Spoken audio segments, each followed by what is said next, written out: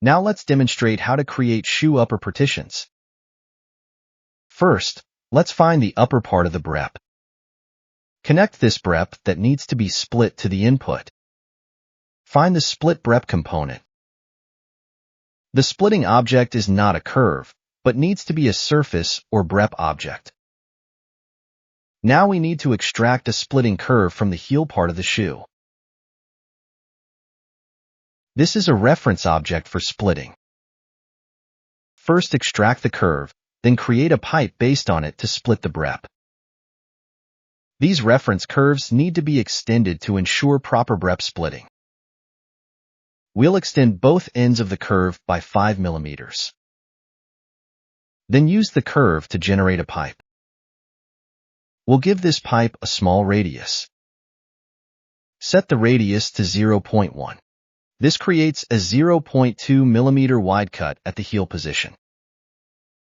Use list item to extract the split upper part. Now let's check again. Click list item. Zoom in to check if the split position is correct. Hide all unnecessary parts first. The upper is now ready for unwrapping. Next, we need to project the reference lines for upper partitioning onto the 3D model. Find curve. Load these two curves into Grasshopper. Click Set Multiple Curve. Connect the projection BREP and set the projection direction to Y. This is our preparation work before unwrapping. Let's check the upper partition reference lines again. Now we'll unwrap the upper BREP. Find Shape Solver. Connect the split BREP to Shape. The method value needs to be set to 1. Default is 0. Through testing, method 1 works better for this upper unwrapping. Find ShapeMap, prepare for unwrapping. Connect Solve Data to Solve Data. Set line 0 near the upper. Continue to set line 1. The upper outline has been unwrapped. Now we can continue. Next, we need to unwrap the projected partition lines. Find Map to Border. Connect map data and connect projection lines to geometry. Note that the geometry input data needs to be flattened. Now the partition projection lines have been unwrapped. Next, we can create planar partitions based on these lines. We need to extend the unwrapped partition projection lines. Prepare to use curve boolean to create planar partitions. This ensures no errors. Let's check now. Now we can see this area. The curves have sufficient length at intersection points. Find content cache. Need to bake both extended curves and unwrapped border lines to Rhino simultaneously. Click Push. Now we can select these curves in Rhino. We can create planar partitions based on these curves. Execute curve boolean command. Please note that output option is set to surfaces. Select all curves that were just baked. Then click the areas to keep. Confirm. 2 planar partitions have been created. Now we can remap these planar partitions onto the upper BREP. Find surface, prepare to load surfaces. Slightly adjust its position. Now we need BREP to shape, find it in candidate components, and make a copy. Connect map data to map data. Connect surfaces loaded from Rhino to geometry. Can't see BREP to shape result yet. Need to assign a value to mesh settings. Find setting custom for correct preview results. Connect S to mesh setting input. Use custom preview for color preview. Now we can see the colored partitions on the upper model. There's display overlap now. We need to create a gap between partitions and upper model. Moving planar partitions by 2 mm will work, effectively setting partition thickness. Need to check display issues. This local area shows display overlap. We encountered this in the previous shoelace demonstration. We need to set mesh display precision. Max edge set to 6 will do. Now the display overlap issue is resolved. Checking again, there's another small display issue. Some mesh vertices are pulled back to the upper. In this case, we can slightly increase the shape solver tolerance. Let's set it to 0.01 and observe. This resolves the minor display artifacts. Upper partition demonstration complete. Like the previous method, we can add more features to the upper. For example, add a logo. Execute text object.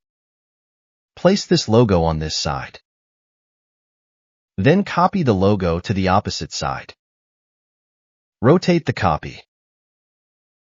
Now we can load the logo into Grasshopper. Find surface. Rename surface to logo for easier identification later. Now load the Rhino logo surface. Connect logo to geometry. Now the logo is correctly mapped to the upper. The logo also shows display overlap issues. Move the planar logo up by 1 mm. You'll see this fixes it.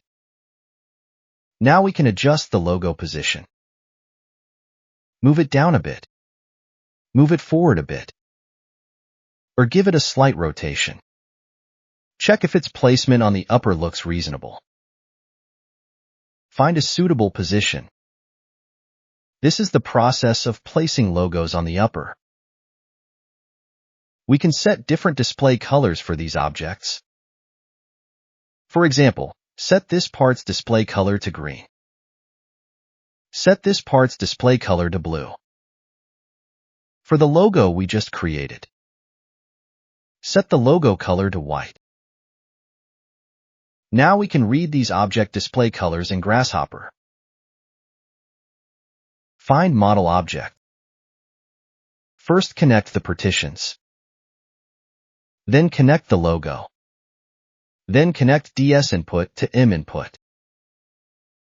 Now back in Rhino viewport, the colors for upper partitions and logo are correctly applied. Next, let's demonstrate how to quickly create stitching lines for upper partitions. Please find Stitch to Shape from the utility components and make a copy. First, quickly create stitching lines for the planar partitions. Connect surface to basic SRF. You'll see it automatically generates these stitching lines on the plane. You can adjust the planar partition stitching parameters as needed. There are only 3 simple control parameters. Offset D controls the stitching margin. Basic L controls the length of each stitching segment. Gap controls the spacing between stitching lines. For example, set the stitching margin offset D to 12. This makes the stitching lines further from all surface edges. Adjust the default stitching length to 8. The default stitching gap value is 2, now change it to 3. After adjusting the planar stitching lines, connect from ShapeMap's map data to map data. Now the partition stitching lines on the upper will be created automatically, very quick and convenient. Next, let's demonstrate how to create shoelace holes. First, return to top view. Switch to wireframe display mode. Use the curve command to draw the placement path for shoelace holes.